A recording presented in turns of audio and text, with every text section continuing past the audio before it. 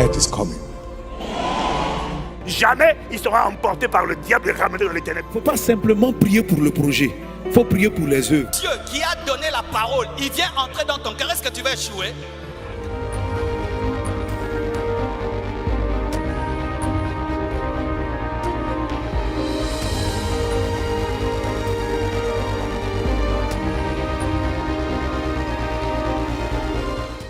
Il faut comprendre la vie chrétienne. Il Il vient nous délivrer.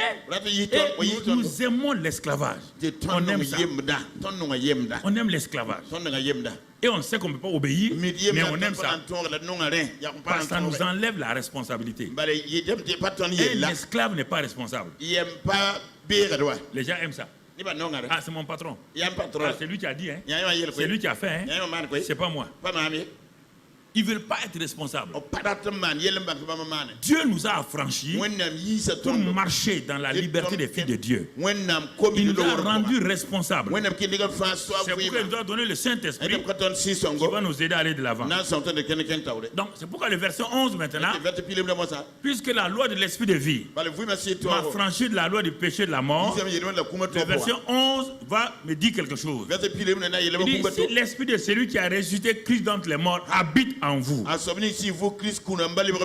donne la vie à votre corps mortel. Si vous êtes conscient, le problème c'est que les chrétiens n'arrivent pas à être conscients que le Saint-Esprit habite en eux. Dans leur tête là, ils pensent comment le grand Saint-Esprit là peut habiter dans un homme de 1,80 m. Il n'habite pas dans ton ventre, il n'habite pas dans tes intestins.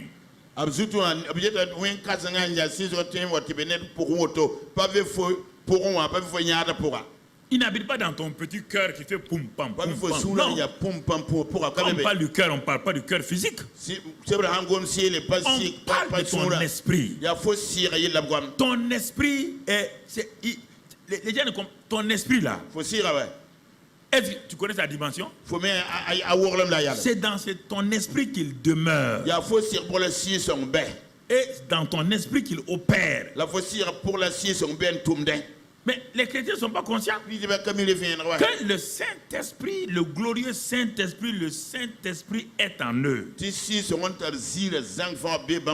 C'est pourquoi quand les pasteurs là ils ont peur. Mais quand ils sont seuls, ils n'ont plus peur. C'est quand tu es seul que tu dois avoir plus peur que devant le pasteur. Tu ne peux plus échapper au Saint-Esprit. Là où tu vas, tu l'amènes. Ce que tu regardes, tu l'amènes à regarder. Ce que tu dis là, il l'entend. Il est en toi.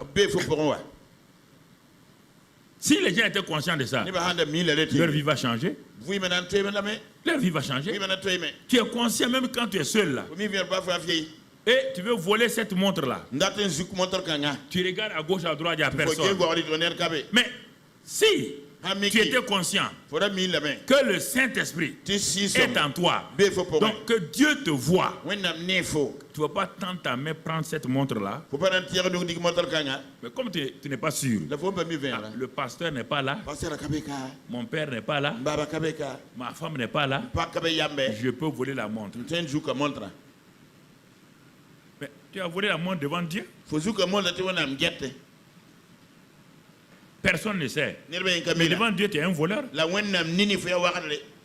Même si toute ta vie, personne ne sait. Devant Dieu, tu es un voleur.